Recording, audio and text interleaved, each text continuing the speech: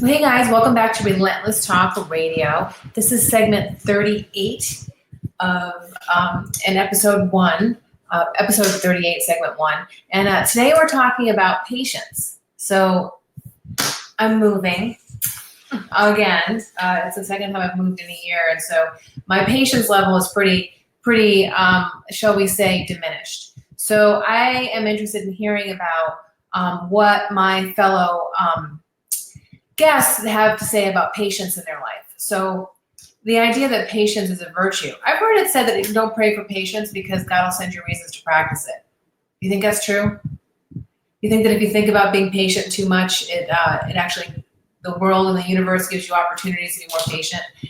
You know, this week I was down at the Phoenix Convention Center with Isagenix. Don't you love my shirt? Can you see it? Oh, you probably can't see it with the banner. So it says Isagenix Gives. How cool is that? I'm going to get rid of this banner for a little bit so you can see it. And so we were doing meals in 8 cities. We made 3 million meals across 8 cities on 9/11. And, you know, where was patience necessary? My GPS kept on sending me to the wrong location. And, you know, I know where the Phoenix Convention Center is, so I was thinking, why is it sending me this way? And maybe it's a different address. I don't know. So I parked in the garage, and I figured I would trust the GPS, and I ended up, like, having to get back in my car and get to the convention center late. So, you know, it got me to thinking about technology and how technology is giving us an opportunity to practice patience all the time. And I have a little light over here that is super hot. So this morning I was in a prayer meeting, and I was listening to a guy talk about how he went into the bank and he had to fight with the teller that had just started a week ago at a bank that he's been banking at for 20 years to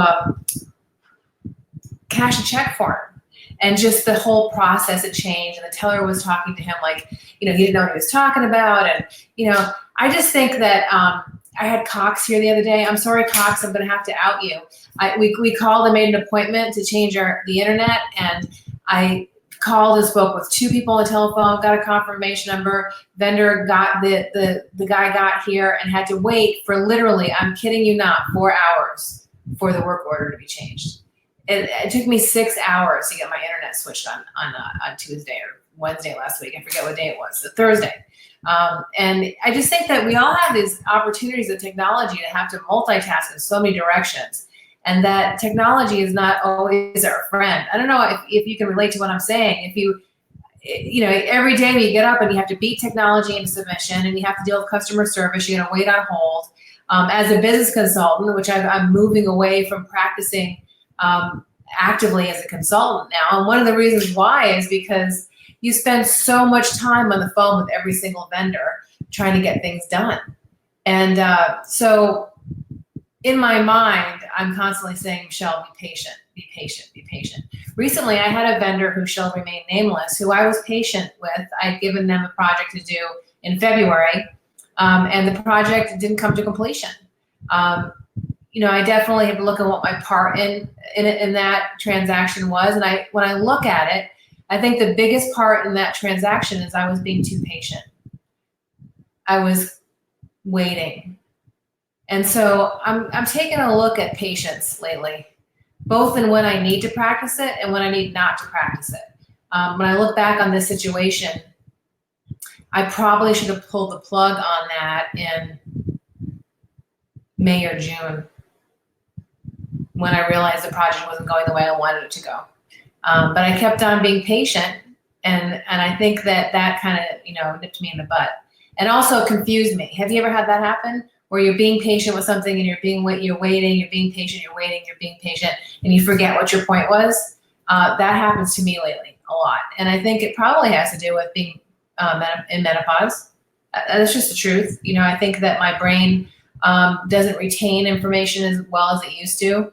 It's the one byproduct of menopause that I think I've gone through. The rest of it I've skipped. Thankfully, I've skipped over.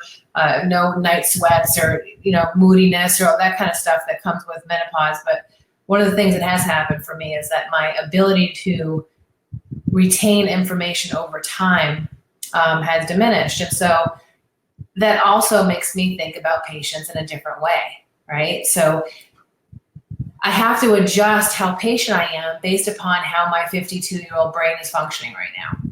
And I'm really kind of taking a look at that. So I guess my question to you guys is, before we go scoop up Katana, is how is patience in your life a good thing and a bad thing? And maybe give me some examples of when patience is a good thing and when patience is a bad thing, like this particular vendor that I was far too patient with them. Or in relationships where you're far too patient with people.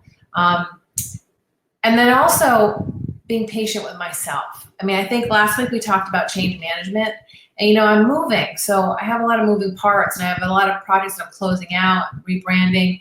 I have to, things are changing for me, and so being patient with myself is a tough thing for me, because along with this kind of fog brain that I have from being, just generally through managing lots of change.